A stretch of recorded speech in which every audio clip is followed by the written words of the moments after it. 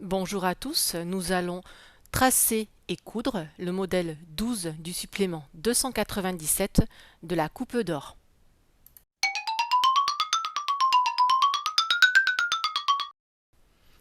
On commence donc le tracé du modèle.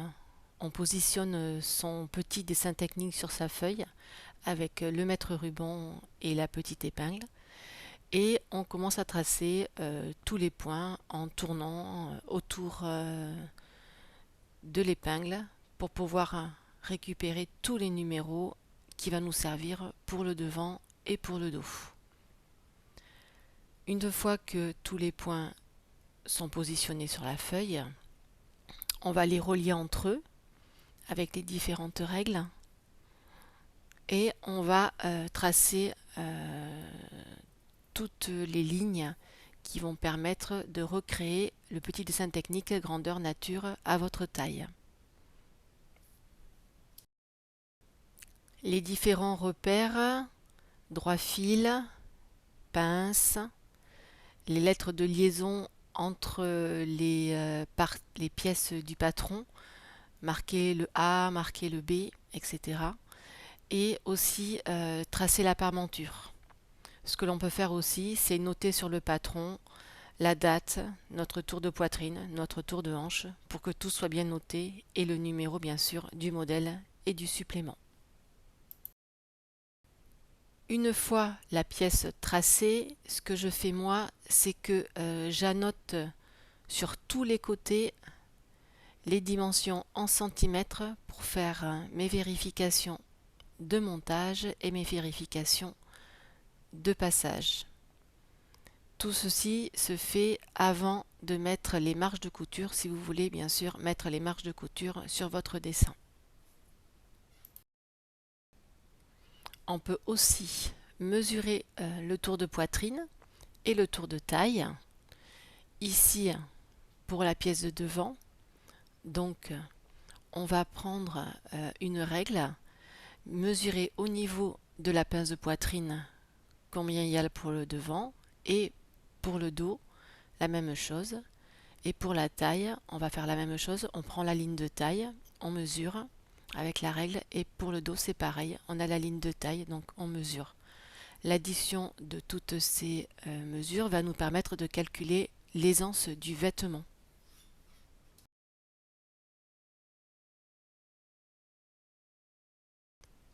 Pour la bretelle, je trace un rectangle de la dimension indiquée sur le petit patron technique.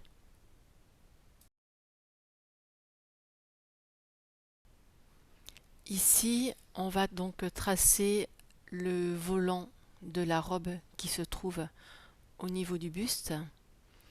Donc pareil, on pose le petit mètre ruban et la petite épingle et l'on trace tous les points. On remet ses repères, le droit fil, le point B. Une fois qu'on a tracé tous ces points, on coupe sa pièce et on va la positionner au niveau du patron devant pour voir si tout coordonne. Ici, il y a une différence de 1 cm. Donc je vais adapter mon volant à mon emmanchure de robe. Donc j'ai rajouté le petit repère et je revérifie derrière pour savoir si tout est OK. Donc là, effectivement, ça suit bien la ligne. Donc tout devrait être bien.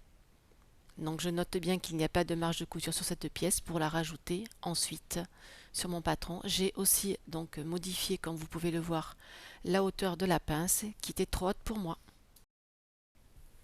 Ici donc c'est le traçage de la jupe. Donc pareil, même principe, disposer le petit patron technique avec le mètre ruban et la petite épingle et retracer tous les points qui vont vous permettre d'obtenir votre pan de jupe. Sur ce modèle-là, il préconisait 3 fois le pan de jupe. Moi, je l'ai fait que 2 fois pour le devant et 2 fois pour le dos. Pour tracer le droit fil, je prends la perpendiculaire au devant, je trace mon droit fil, je fais toutes mes annotations et je vérifie la longueur de la pièce de patron. Ici, je l'ai raccourcie de 25 cm parce qu'elle était trop longue pour moi.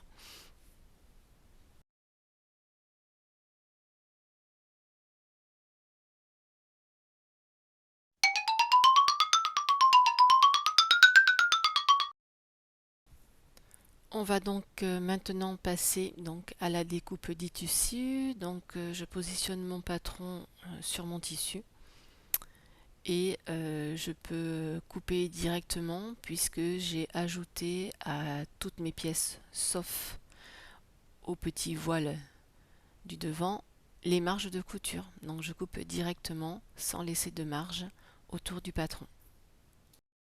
Après avoir découpé mes 4 pans de jupe, je m'attaque au devant.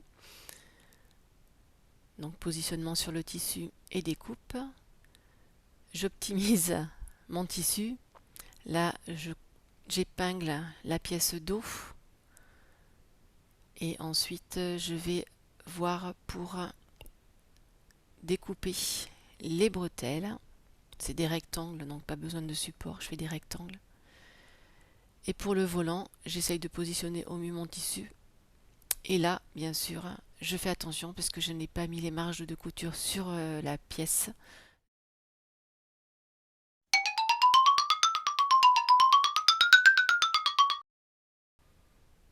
Pour la pièce devant, on va donc faire les marquages de la pince.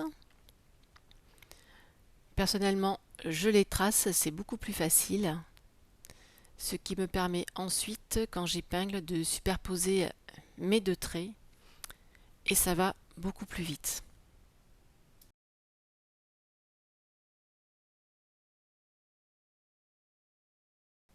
Pour les pinces d'arrêt, on commence toujours à l'extérieur du tissu avec un point d'arrêt. Et on va en mourant vers l'intérieur du tissu en laissant sa couture libre sans point d'arrêt. Pour la pièce dos, j'ai fait la même chose, j'ai tracé ma pince au stylo effaçable et j'ai mis mes épingles sur les traits pour faciliter la couture. Je vais donc maintenant coudre les pinces dos. Pour la couture des pinces dos, c'est un peu plus compliqué car on part dans le vide, on finit dans le vide, sans point d'arrêt, ni au départ, ni à la fin. Ici, c'est la couture des bretelles.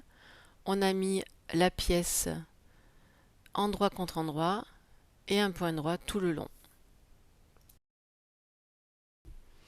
Pour le volant, j'ai fait un ourlet mouchoir tout petit pour pas qu'il se voie.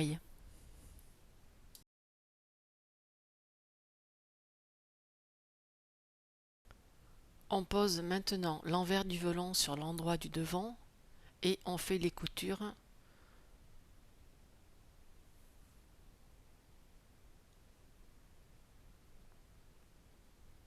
à chaque angle. On pique bien l'aiguille, on lève le pied de biche et on tourne le vêtement.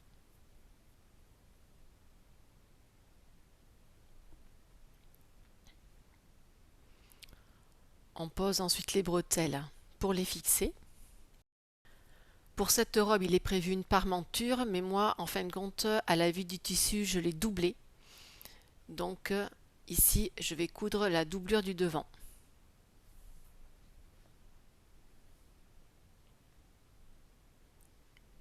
J'ai fait cette doublure en voile de coton.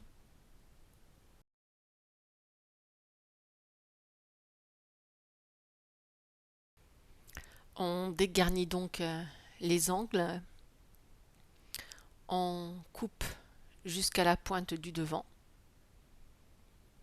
Et on retourne avec les bretelles du cou qui sont prises. Et on va faire pareil pour le dos.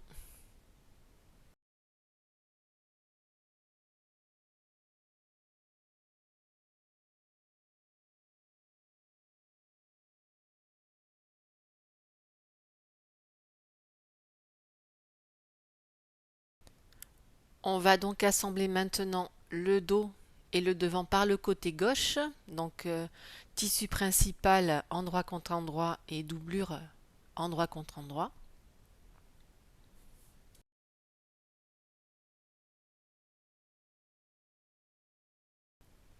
Pour ma part, je positionne la fermeture éclair sur le côté droit. Donc pose de fermeture éclair invisible avec pied de biche adapté sur le tissu principal.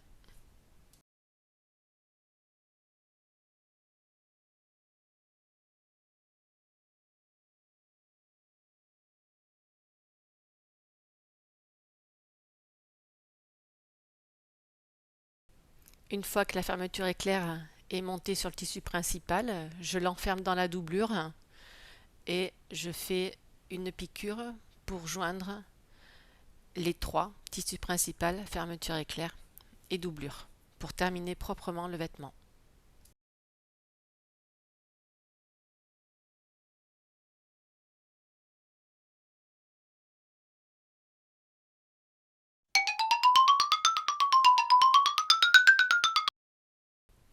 Première étape des pans de jupe, le surfilage des 4 pans de jupe. Ensuite, on prépare l'assemblage des 2 devants.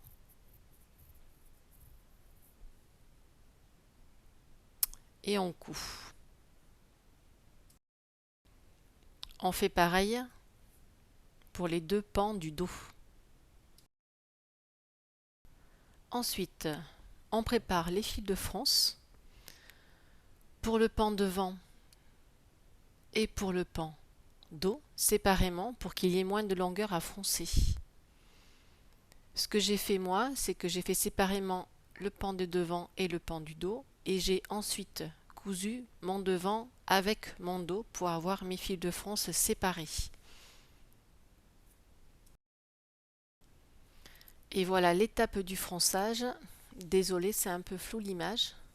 Donc j'ai marqué mes quarts de jupe et j'ai réparti en épinglant au haut du vêtement pour qu'on puisse voir à peu près comment se répartissaient les fronces sur chaque quart de jupe.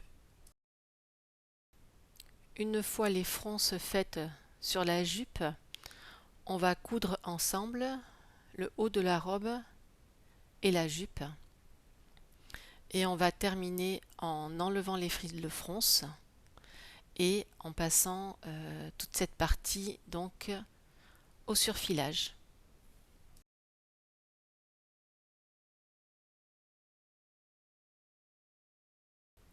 Pour le bas de la jupe, j'ai voulu garder la longueur, donc je me suis essayé à l'ourler les mouchoirs avec ma surjeteuse sur 3 fils. Écoutez, apparemment, premier essai concluant, j'étais contente.